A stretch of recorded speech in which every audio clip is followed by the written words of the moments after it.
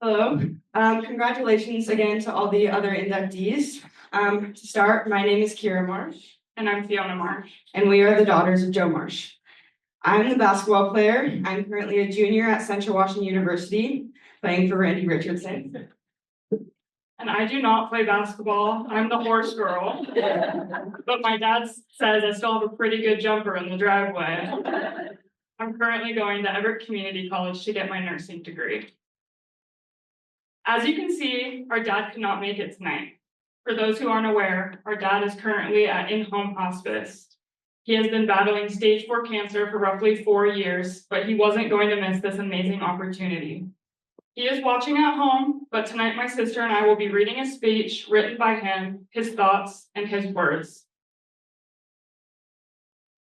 Ladies and gentlemen, I stand before you tonight, given what is definitely the most difficult and more than likely the last speech that I will ever give. So it is important that I say some things tonight, not to depress you, but to show you my love for the game and the people who surround me here tonight.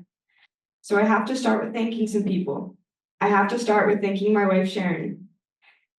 Without her, I literally would not be alive today to be here for this speech. She cares for me in every way. I am beyond thankful for her love and support over the years. She gave up parts of her life to allow me to live out my dreams, cheering me and my team on from the sidelines at almost every game, home or away. You may have seen her hiding in the corner of a gym during some of the very intense games.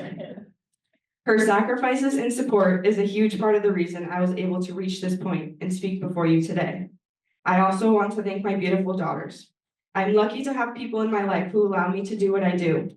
I have to thank my staff who have gotten me through some hard times throughout the years. Some special shout outs, my brother Sean, who has been by my side through every step of the way, both as a brother and a coach. My longtime friend and AD, Tom Royce, Perigo and Macy, who have been far more than my assistant coaches. They are family. Thank you to Dan Taylor and the WSGBCA board for making this such a special evening. I want to thank everyone in this room for allowing my amazing daughters to share my story. But I'll get to more of my people later. Let's talk about the reason we are here, basketball. Basketball has always been an important part of my life. When talking to Sharon, I had a recollection. I significantly remembered my dad dying suddenly 2 weeks before my senior season in high school.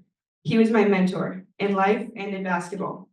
We spent a lot of time talking about the game and what it meant. This obviously had a huge impact on my senior season, and if I'm being honest, on the rest of my career as a player and a coach. But basketball was the thing that helped me get through that year and the trauma of losing my father. Stepping on the court allowed me to take my mind off the death of my father for a few hours of the day. That opened me up to the power of the game of basketball and in life. It opened me up to the possibilities of becoming a coach one day. Ever since then, I was set on being a coach. I got my start of coaching in the boys program, coaching alongside Nick Brown, who I borrowed the idea of family basketball, which I've carried throughout my career. After 8 years of coaching boys, I decided that I wanted to take the next step and move over one seat. In 2011, the opportunity arose and I decided to interview for the Arlington girls basketball head coaching position. During my interview, I told a story of my sophomore year in high school. In 1982, the Arlington girls basketball team went on a magical run to win the state championship. My friend Lori Dawn, who is here today, was part of that winning team. Catch her on a break, she'll tell you all about it. I brought up that memory to highlight the feeling of the excited packed gym during that championship game. I wanted to bring that energy and atmosphere back to girls basketball. Having an energized, packed gym was a huge goal of mine. Well, I got the job. I was fortunate enough to hire Randy Richardson as my first assistant coach. Seems like that was a pretty good move on my part. Our only problem was that we were a bad cop, bad cop duo, which got us into trouble a few times. But her knowledge and passion for the game was a significant reason why we got to a state championship in only our second season. She is one of the many women in my life who bring strength and success to this program. Many of the women who have gone through the program and have gone on to play collegiate sports, become national champions, and even a handful have gone on to be head coaches of their own programs, such as Randy and Emma. What I always wanted to do is make a positive impact on my players. Seeing these young women succeed make me feel as if I have done my part. Each of these individuals have their own stories, some who have overcome great odds, like Gracie Phelps, who has taught me how to overcome odds of my own. These young women are the reason we have built so much success over the years. Some of my most cherished memories are coaching these amazing athletes. I would like to take you through some of my fondest memories.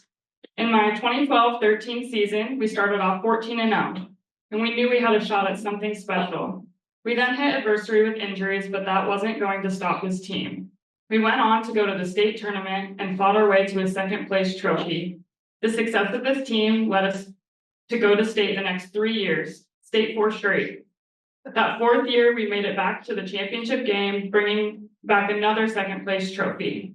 Alongside this story, there are many more, such as winning a district championship with my daughter on my team, or Grace and Hyatt coming out of a timeout and telling me that they had no idea what they just said, and going in and draining a game-winning shot to go to the state semifinals.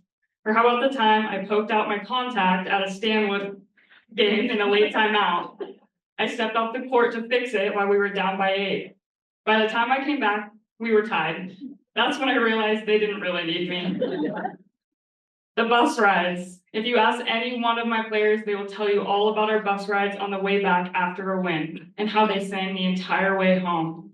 AGBB camp in the summer, which brought the whole community together. Or chocolate milks and donuts on Saturday practices.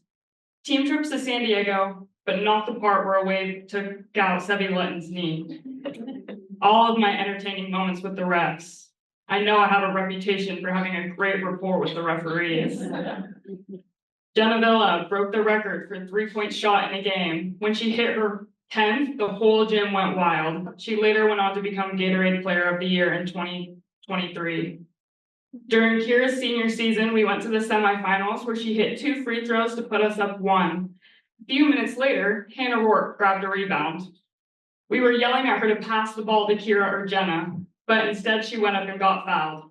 Keep in mind, the year before, Hannah airballed her free throws, so her at the line in a close game made us nervous.